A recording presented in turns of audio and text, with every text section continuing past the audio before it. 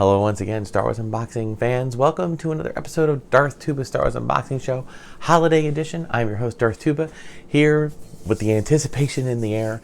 At the time of this recording, almost all of our planning and decorating of the house and cookie making has all happened, and everything is kind of great, which I love this time of year. And the reason I love this time of year is because it's now just the anticipation, But I've always been one to celebrate the season. I don't celebrate the holidays in one day. For me, I celebrate Christmas, so December 25th, of course, is Christmas. And I don't just celebrate on December 25th. I've been celebrating the holiday season in a lot of ways since November 1st. I mean, really just as I guess it's because I'm a big Disney fan, and our daughter works down near there. So whenever we go down to visit her, the minute Halloween ends, they flip the switch and the trees are up and the garland is up. And a lot of people don't like that. I, for one, personally think that's really great. I love spreading the joy and the magic of the holidays throughout as long as we can possibly withstand it. And I think that truly does go for maybe the second week in November all the way through the second week in January. So I'm all over that. And of course, Star Wars has always been part of this with Life Day. And I've always had a weird love for the holiday special, where Life Day came from. And yes, it's weird. Yes, it's strange. Yes, it's all the things that you know and heard about it. It can be cringeworthy at times. I'm not arguing that one bit. But there is just something magical about it. I think there's a nostalgia that I've said in the past about the holiday special being geared and put together by the folks that directed variety shows in the 70s and early 80s. Or actually, variety shows really in the 60s and 70s. Once you got to the 80s, they started to kind of fade. But they were still pretty prominent in the 70s. And in the late 70s, even though they were starting to wind down, I think they were trying to do that variety show format, but with Star Wars, which I don't know if that quite worked, but it was still something that if you haven't seen it, I definitely say you watch it. It's on YouTube. There's some pretty clean copies. I always tell people, though, watch it with the commercials. You can look for like a 2-hour length video, and that will actually be the holiday special plus the commercials. It's definitely something you need to do, because the commercials, there's just a moment in time, so they're pretty cool. But the reason I'm talking a lot about the Star Wars holiday special is that I picked up something that I think is really, really cool. And for those who don't already know this, although if you're watching this channel, you probably do, but one shining light, one positive in the sea of negative and weirdness that came out of the holiday special. The one thing that is many believe to be a pretty cool additive was a short animated segment that basically, in the story, Chewbacca's family, his son Lumpy, who's like very little, is watching a kind of an historical documentation of the rebels, and it's in the form of an animated cartoon. And it's a story about Han and Chewie and Luke and Leia and R2 and 3PO, and how apparently Han got a hold of some kind of sleeping virus, which he got infected and he passed out. And the only way to keep him alive is to let the blood rush to his head. So Chewie had to hang him up upside down, by his feet. And nobody understood what was going on, and Chewie wasn't able to explain it, and so they finally find out that there's a sleeping virus. Luke gets infected as well, and then there has to be there needs to find an antidote for it. So they stumble across this bounty hunter, or this other person, and as a bounty hunter, we find out later, called Boba Fett. So it's basically Boba Fett's first introduction into the Star Wars lore. And when you think about Boba Fett and what kind of character Boba Fett has become, it's kind of cool that he had this intro. Now, obviously, this intro, doesn't really explain his whole backstory or anything, so it kind of can fit in with the stories that have come along before and since, with the Book of Boba Fett and everything else. But it is still pretty interesting to see his first introduction. So, a gentleman by the name of John Celestri who I believe is an artist, kind of came up with this. All right, John Celestri has been a classical 2D animator / comic book creator for 50 years, animating the first appearance of Boba Fett, the bounty hunter, in the Star Wars Holiday Special. So John animated a series of classic Batman commercials and was a senior animator on Nelvana Studios, which is not only the company that did this, the Star Wars Holiday Special, but I believe they also did at least Droids, maybe Ewoks as well. I think they did the most. Then they also did they did some episodes of He-Man. He went on to work for He-Man, but he also was also worked on Don Bluth's Dragon's Lair, which is that cartoon video game. So this guy's got some pretty good animation cred, and he decided to publish this little book. And he did it kind of like a crowdsourcing thing. So I said, you know what, that looks interesting. So I'm not going to go through the entire book, but I am going to go through some of the art. And I love pencil animation art. I think it's an art form of itself. And I think there's some character sketches, right? Some Luke and Leia and Han. There's Chewie down there. There's some more. And it's really, in some ways, it looks like a coloring book.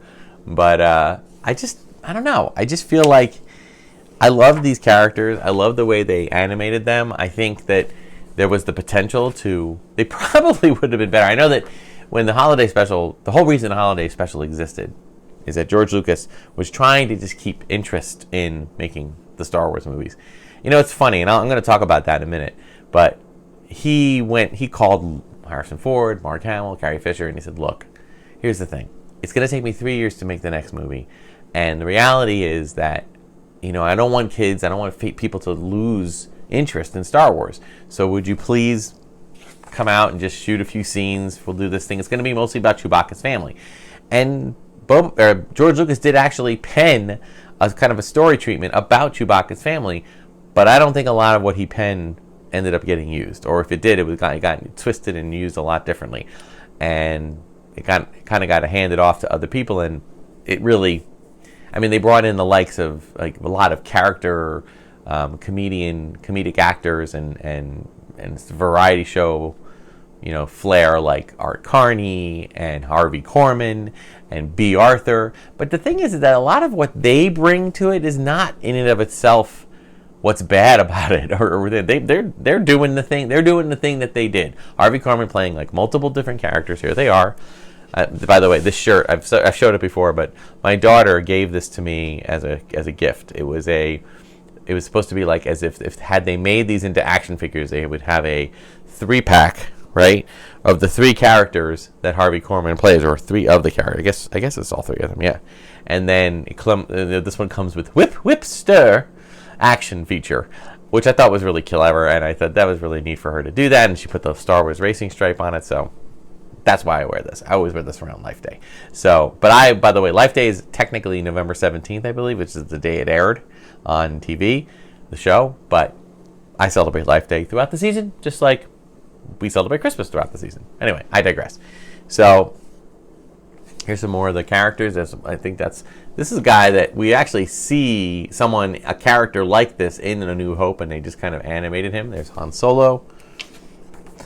And then he includes the script, right? The revised draft. Here's something with the Falcon. It's just such a cool thing. And there's, of course, a character sketch of Boba Fett, right? Anyway, so George Lucas asked the cast to come back. They agreed to come back. But then it kind of got taken, he gave it off to other people to do, and it was really bizarre.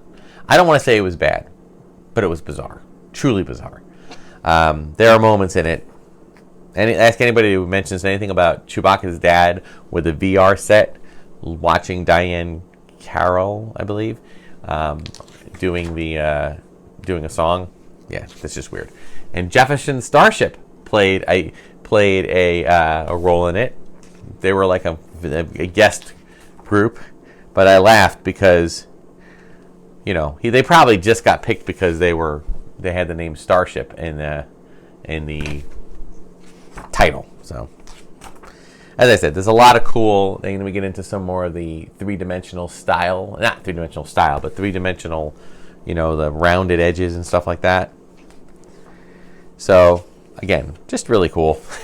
Han Solo, I always thought Han Han was was almost a caricature of himself. Look at this. I love that.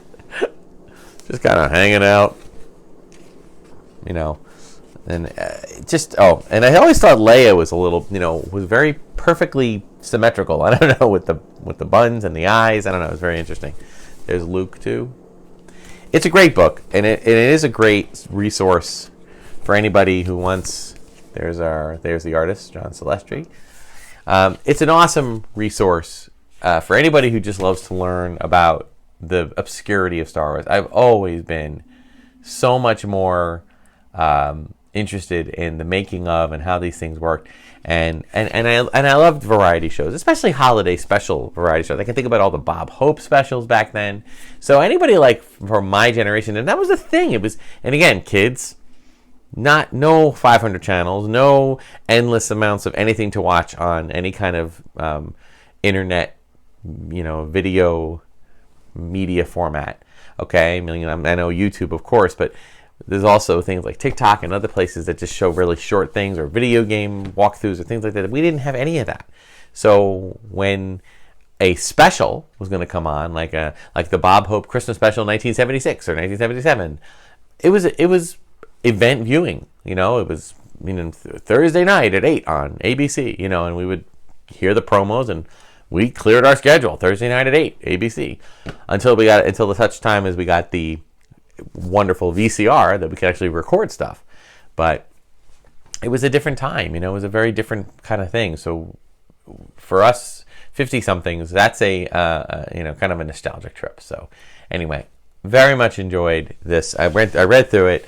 It's such a cool, just little piece of Star Wars history. So I think if you look on, if you type in this title on either Google or maybe in Facebook, you might see that they're still selling them. I'm not sure, but I did want to give it a quick review and walk through. And again, some of the art towards the end is, it is not like animated cells, but it's the step that happens right before animated cells. So pretty cool stuff. So anyway, that'll do it for this episode. All right. Thank you so much for watching. Like, subscribe, do all other stuff. Check out all the other content on Red 5 Network. Thank you, Red 5, for always giving the channel a plug. Until next time, may the Force and the toys be with you, and happy Life Day.